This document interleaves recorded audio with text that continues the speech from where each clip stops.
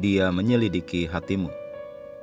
Aku Tuhan yang menyelidiki hati, yang menguji batin, untuk memberi balasan kepada setiap orang setimpal dengan tingkah langkahnya, setimpal dengan hasil perbuatannya. Yeremia 17 ayat 10. Ada contoh luar biasa dalam kitab suci yang membantu kita memahami bahwa Tuhan memang menguji hati manusia. Pertimbangkan kisah Daud, bagaimana Tuhan memilih dia dari rumah Isai, dan penolakan yang sangat berarti terhadap saudaranya Eliab. Eliab dari penampilan luar adalah segalanya yang engkau inginkan sebagai seorang pemimpin. Saat dia muncul dan Samuel sang nabi melihatnya, dia berkata, "Sungguh di hadapan Tuhan sekarang berdiri yang diurapinya." 1 Samuel 16 ayat 6. Namun Alkitab mengatakan, "Tetapi berfirmanlah Tuhan kepada Samuel, janganlah pandang parasnya atau perawakan yang tinggi, sebab aku telah menolaknya. Bukan yang dilihat manusia yang dilihat Allah. Manusia melihat apa yang di depan mata, tetapi Tuhan melihat hati." 1 Samuel 16 ayat 7. Perhatikan pilihan kata-kata Tuhan. Dia tidak mengatakan jangan urapi Eliab, karena aku tidak memilih dia. Jika dia mengatakan itu berarti Eliab bahkan tidak dipertimbangkan sejak awal. Tetapi Tuhan berkata, "Aku telah menolaknya." Itu berarti bahwa Tuhan mempertimbangkan dia dan berkata tidak. Apakah Eliab pernah tahu bahwa dia telah dipertimbangkan oleh Tuhan, bahwa suatu hari nanti dia menjadi raja atas Israel? Tidak. Tetapi Tuhan memandang dia dan menemukan bahwa dia masih kurang pas.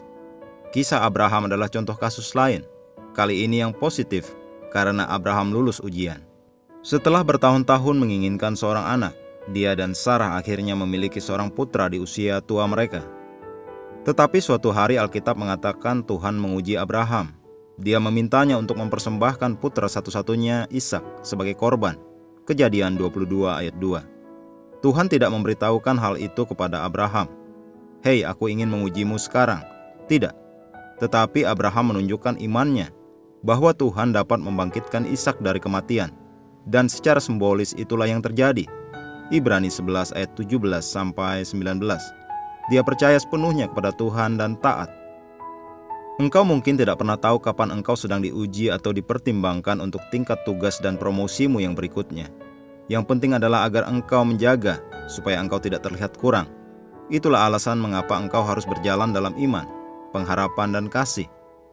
Bersikaplah rendah hati dan selalu menjadi yang terbaik, bukan dalam kemunafikan, tetapi dalam integritas hati dan kejujuran, karena Tuhan memang melihat hatimu.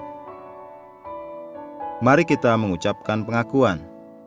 Aku memiliki hati yang mengasihi Tuhan dengan penuh semangat dan melayani Dia dengan sungguh-sungguh. Keinginanku ya Tuhan adalah untuk selalu menyenangkan-Mu. Aku selaras dengan firman-Mu hari ini, untuk mengetahui dan berjalan dalam kehendak-Mu yang sempurna mengenai segala hal, sehingga hidupku akan membawa kemuliaan bagi-Mu. Dalam nama Yesus. Amin.